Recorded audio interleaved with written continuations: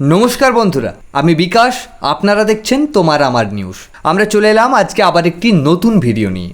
আমাদের আজকের বিশেষ প্রতিবেদন, সোমবার ফের সুপ্রিম কোর্টের দ্বারস্থ পশ্চিমবঙ্গের সরকারি কর্মচারীরা। মহার্ঘ ভাতা বা ডিএ সংক্রান্ত মামলার শুনানি হতে চলেছে দেশের শীর্ষ আদালতে। বিচারপতি সঞ্জয় কারোল ও পিকে মিশ্রের বেঞ্চে উঠবে এই মামলার পরবর্তী অধ্যায়। জানাবো বিস্তারিত আমাদের আজকের বিশেষ প্রতিবেদন। গত 16ই মে শীর্ষ আদালত রাজ্যকে নির্দেশ দিয়েছিল 6 সপ্তাহের মধ্যে বকেয়া ডিএর 25% মিটিয়ে দিতে হবে।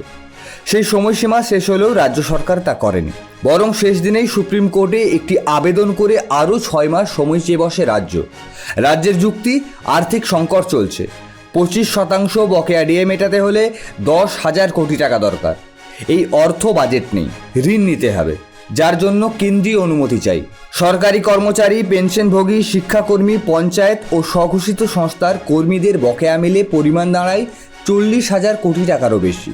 এর মধ্যে 25% মানেই 10,425 কোটি টাকা। রাজ্যের বক্তব্য, ডিএ কোনো মৌলিক অধিকার নয়, এটা ঐচ্ছিক। কেন্দ্র ও রাজ্যের আর্থিক কাঠামো আলাদা, কেন্দ্রের মতো হারে ডিএ দেওয়া সম্ভব নয়।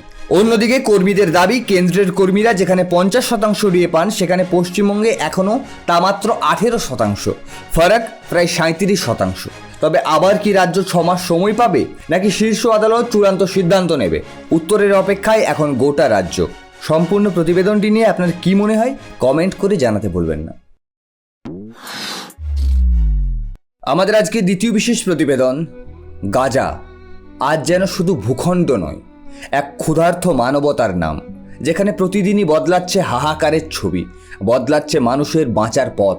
খাবার নেই, নগদ নেই, কিন্তু খিদে তো থেমে থাকে না। ফলে এখন গাজা জুড়ে শুরু হয়েছে আদিম যুগের মতো বিনিময় প্রথা। গাজা শহরের সেলুন চালানো হিলাল হাবিব জানাচ্ছেন, চুল কাটার বদলে কেউ দিচ্ছেন 2খানা রুটি, কারণ নগদ প্রায় নেই বললেই চলে।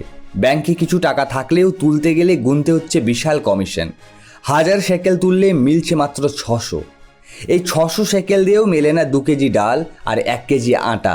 এমন বাস্তবতার মুখে পড়ে গাজাবাসী আজ রুটির বদলে দিচ্ছেন ডাল, চিনি কিংবা সবজি। সেই সঙ্গে চলছে ইসরায়েলি সেনার লাগাতার গুলিবর্ষণ। শনিবার প্রাণ হারিয়েছে 22 জন, যার মধ্যে 16 জন মারা গেছেন শুধুমাত্র ত্রাণ সংগ্রহ করতে গিয়ে।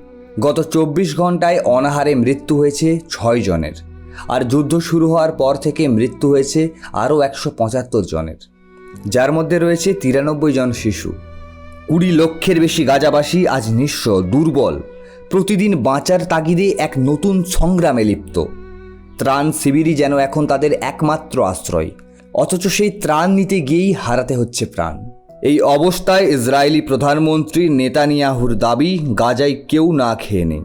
কিন্তু এই বক্তব্য সরাসরি খারিজ করে দিচ্ছেন আমেরিকার প্রেসিডেন্ট ডোনাল্ড ট্রাম্প। তার কথায় গাজায় দুর্ভিক্ষের পরিস্থিতি তৈরি হয়েছে।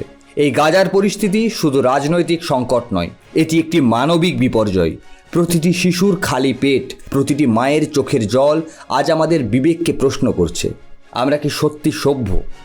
সম্পূর্ণ প্রতিবেদনটি নিয়ে আপনার কি মনে হয় কমেন্ট করে জানাতে ভুলবেন না। আমরা আগামীকাল আসছি আবার একটি নতুন ভিডিও নিয়ে। ততক্ষণ পর্যন্ত ভালো থাকুন, সুস্থ থাকুন।